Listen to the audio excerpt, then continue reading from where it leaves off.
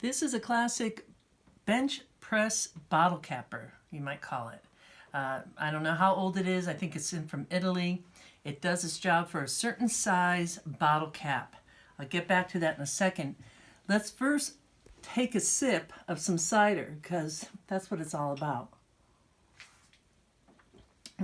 Delicious. Okay, now we could get into the caps.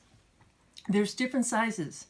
There's a 29 millimeter cap, which is pretty big. This is a non-oxygen absorbing bottle cap. And then we go over to the 26.5 millimeter, and these are the top of the bottles. This particular cap is oxygen absorbing, and you can see the little circular part there around outside of it.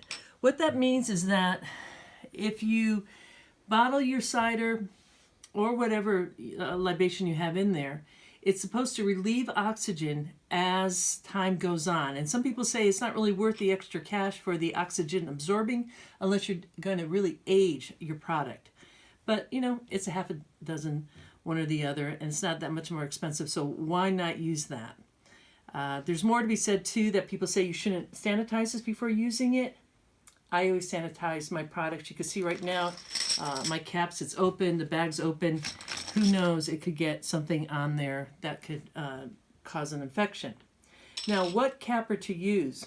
Once you decide how much you want to spend for your caps, and you know, this is like $5 for about 144, I think, and comparable for this. You get that decision made, and then it's like, what are you going to be bottling your cider with? Well, I like to use these large format bottles. They're 750 millimeter bottles. This is a 22 ounce bottle. That's a nice size too. And I even have smaller bottles also. More or less, I try to use this capper because it really holds best. And so if you're looking for a capper, I do recommend that you go for a bench capper that is very static. Ideally, this particular, you know, it's just, you just go down and you push it down, and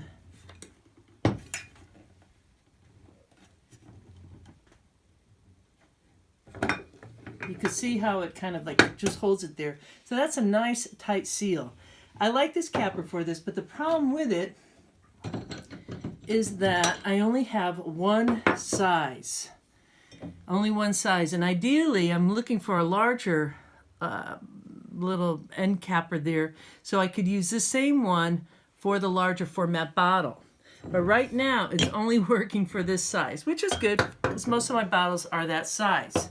So what do we do with this size? Well, you could get what are called like wing cappers, and these are made out of plastic. And let me show you what could happen when the wing doesn't work. It breaks. You can see it busted right there. And this wasn't that old. And this particular capper will do both the 26 millimeter cap and also the 29. So it should ideally be able to do both bottles in practice. And the way you do that is you have to pull out this little piece here. And you'll see that there's two different numbers on it, 29 and 26. So if I'm going to do this bottle here, I want the 29, you slide it in there on the outside and it gets pushed into place. I'm not going to push it in right now, but it snaps into place. And then ideally, it should just go on and I push down. But I'm not going to push down right now because I personally do not like this capper. This is a little magnetic, so that does help a little bit, but it's just too scary for me because it breaks. So you have to try some of these things. You can get cappers, bench cappers, which I think are safer to use, that will have an interchangeable cap. And that's really what you're looking for.